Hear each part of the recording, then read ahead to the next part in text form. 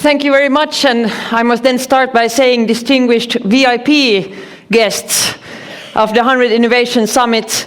Many times when I've been asked to talk about how the world changes and what that means for education, for learning, and for how our schools are changing, I've started with a story about my granddad. My grandfather was born and he lived his entire life in a small community in Western Finland. And when asked, I guess he would have answered that he never really had a profession.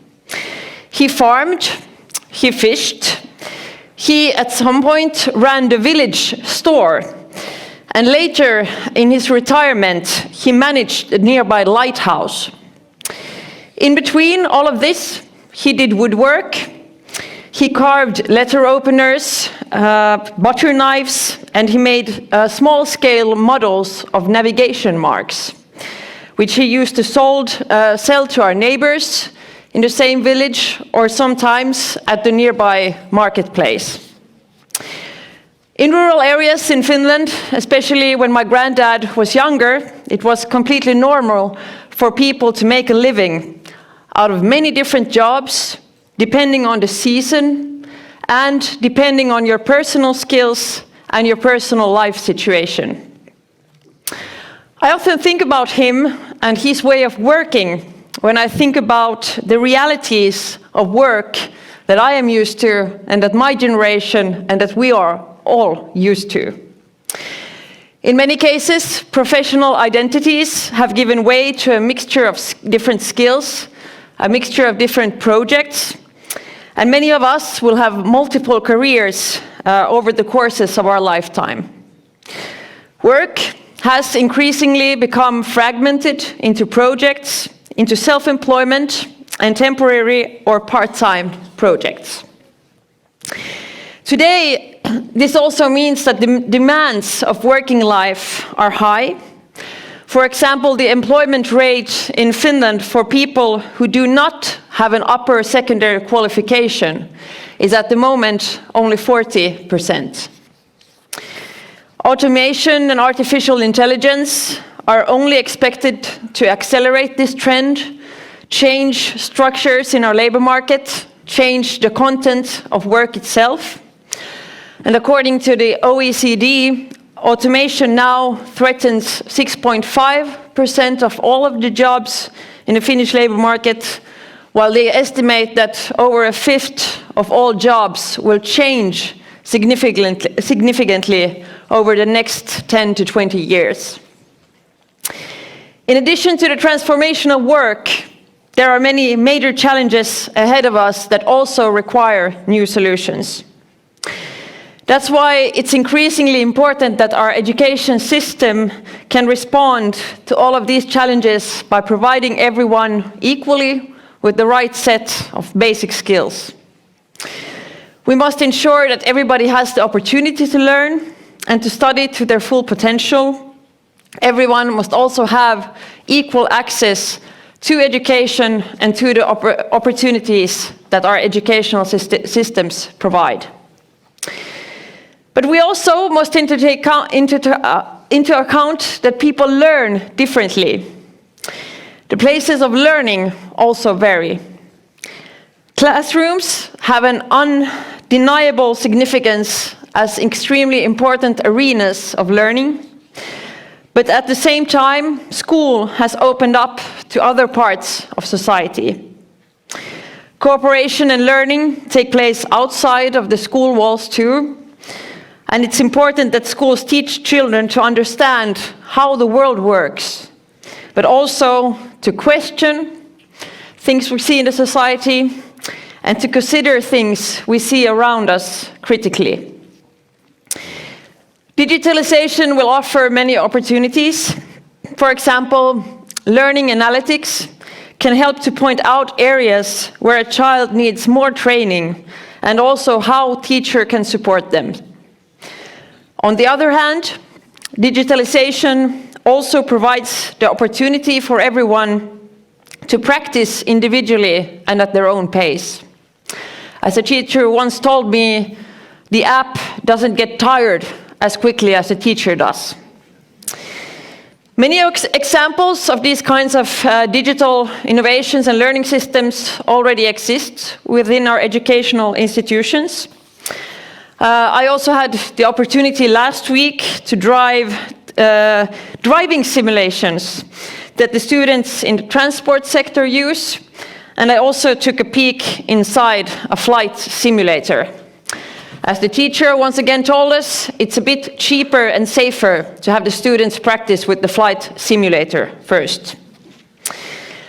Another key question is, of course, how we can pedagogically help to provide that high-quality solutions spread as wide as possible.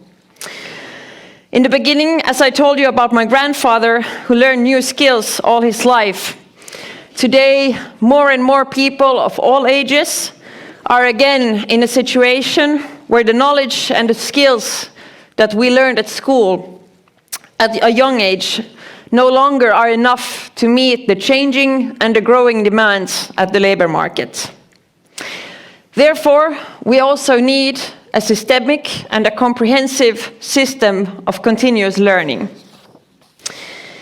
It means that we must ensure that people are skilled enough to update their competences continuously over the whole course of their lives.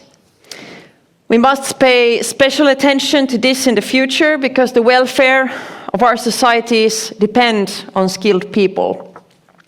This is one reason why the Finnish government has started a big reform of our continuous learning system, and we've invited all parties that are represented in Parliament and all the labour market parties to join us in thinking about how we should reform our educational systems, our system for student support, and our digital learning environments, so that we really can provide opportunities for continuous learning for people of all backgrounds and all ages in Finnish society. The role of teachers remains undisputed. Teachers are very competent in choosing pedagogically based learning methods, and it's extremely important that they receive the support that they need for their work. We cannot cope without teacher training that is capable of responding to a changing world. The planning and the implementation of different multidisciplinary learning modules also require extensive cooperation, both between the subjects that are taught in school, but also between schools and the surrounding society.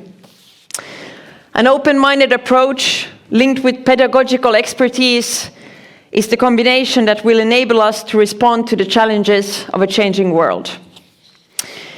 The importance of education has been recognized everywhere, but the way education is directed and coordinated in different countries varies. In the coordination of Finnish education, national core curriculum and qualifications play a significant role. They emphasize not only knowledge, but also skills and different kinds of broad-based competences. The aim is to make the connections between things visible as a part of a multidisciplinary competence in learning. Broad-based competence consists of knowledge, skills, values, attitudes, and will. Competence also means the ability to utilize the knowledge and skills in different situations. The importance of broad-based competence and skills has thus been recognized. Teaching and learning that highlights the connections between things has been included in Finnish core curricula and in qualifications. But however, the challenge is how this broad-based competence and multidisciplinary approach can be put into practice and into the practices of schools and the everyday teaching work that our teachers do. That's why it's so important to offer inspiring examples of different practical implementations to schools and to teachers. It's also important that these examples include not just, for example, different Finnish innovations, but also international examples and experiments. In addition to learning from each other, we are also setting an example by participating in the international community and promoting broad-based development of competence.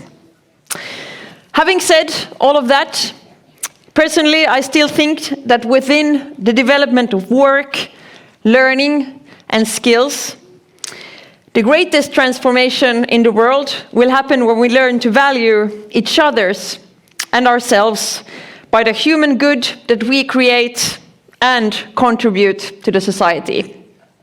With this thought, I wish you all a successful and a very productive HundrED Innovation Summit. Do good.